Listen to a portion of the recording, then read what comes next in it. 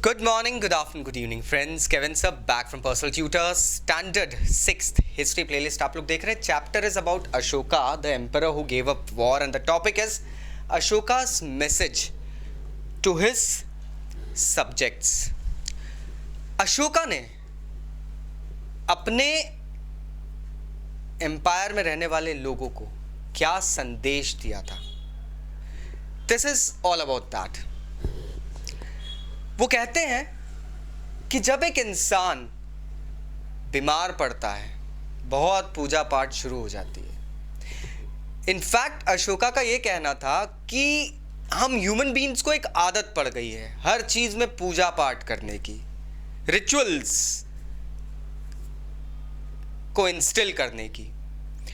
कोई बीमार पड़ता है तो हम प्रार्थना करने लगते हैं, हम रिचुअल्स में लग जाते हैं.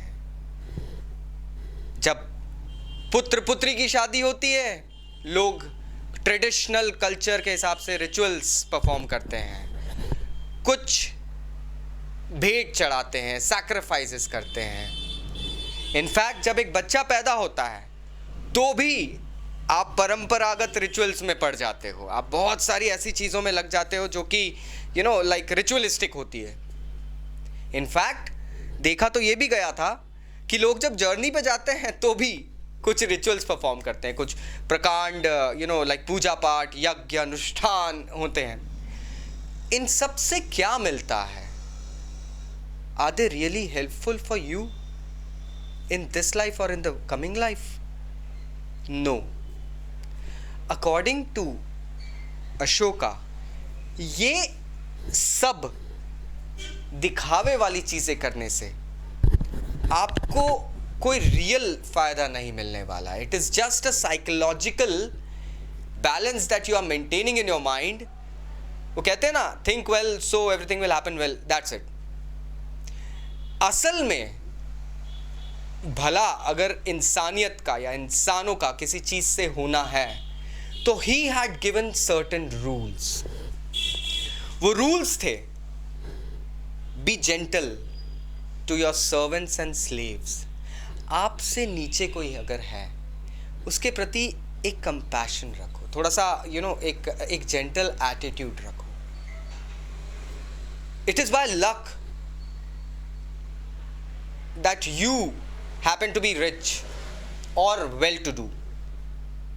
सो this does not make you this does not authorize you to go ahead and ill treat the people who are below the status. Next, respect elders. हमारे घर में बुजुर्ग होते हैं, उन लोगों की बातों में नॉलेज होती है, एक्सपीरियंस होता है. ये बात आज के दौर में भी काफी हद तक देखी जाती है. Kids usually just reply to their parents. Things were different in your time. No, but just remember their tenure, उनकी जो पूरी उम्र है उसके अंदर एक एक्सपीरियंस है, एक ताल्लुक रखते हैं वो वक्त के साथ, उस चीज़ को बताने की कोशिश करते हैं. अशोका यही कहते थे कि अपने बड़ों की बातें सुनो और उनको रिस्पेक्ट करो. सिर्फ बातें सुन के अनसुना मत करो, बट उन पे अमल भी करो. ही ऑल्सो सेड,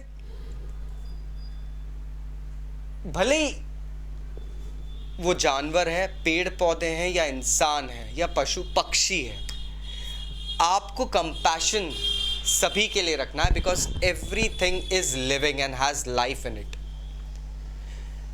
सब ही एक क्रिएशन है, सबके अंदर जीवन होता है, उस जीवन की वैल्यू करो. He goes ahead and says that you need to go ahead and have a compassionate feeling for them. He says, जो लोग इस संसार को त्याग देते हैं, प्रीस्ट होते हैं, नन्स होती है, ब्राह्मण्स होते हैं, मंक्स होते हैं, उन लोगों को प्रॉपर गिफ्ट्स या दान करने में कोई संकोच नहीं होना चाहिए. You should actually give them because they have left their family, their pleasures for your benefit. They actually are spreading the word of the God. They are spreading dharma. So please gift them.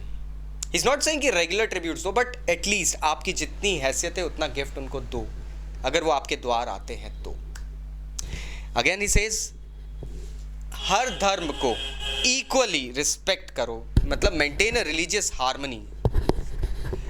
अपने धर्म को किसी के धर्म से superior मान के उसके धर्म को नीचा दिखाने की कोशिश करने वाला इंसान भी कहीं ना कहीं अपने ही धर्म के प्रति अपनी आस्था की कमजोरी बता रहा है. That means a person who is trying to go ahead and subjugate another religion in comparison to his own is somewhere somehow jeopardizing his own religious teachings.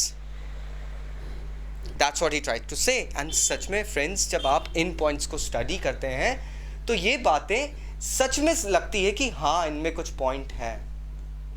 In fact, जब 1947 में हमारे देश को इंडिपेंडेंस मिली थी, तब the first prime minister of our country, Pandit Jawaharlal Nehru, himself said that his edicts will speak to us in a language we can understand and we can still learn much from them. मतलब यहाँ पे अशोका ने जो inscriptions लिखे हैं, ये सारी चीज़ें जो थी ये inscriptions में लिखी गई है दोस्तों. और कहते हैं अशोका ने जितनी inscriptions में बातें लिखी है वो हमारे जीवन से बिल्कुल ताल्लुक़ रखती है. एंड इन फैक्ट फ्रेंड्स, वो पंडित जवाहरलाल नेहरू कह के गए हैं कि आगे भी हमें इस लाइफ के रियल मीनिंग्स को बताती रहेंगी. सो फ्रेंड्स, यहाँ पे ये चैप्टर ख़त्म होता है. अगले वीडियो में I will be going ahead and taking care of the question and answers of this chapter. So stay tuned. Thank you very much. Take care. Bye bye.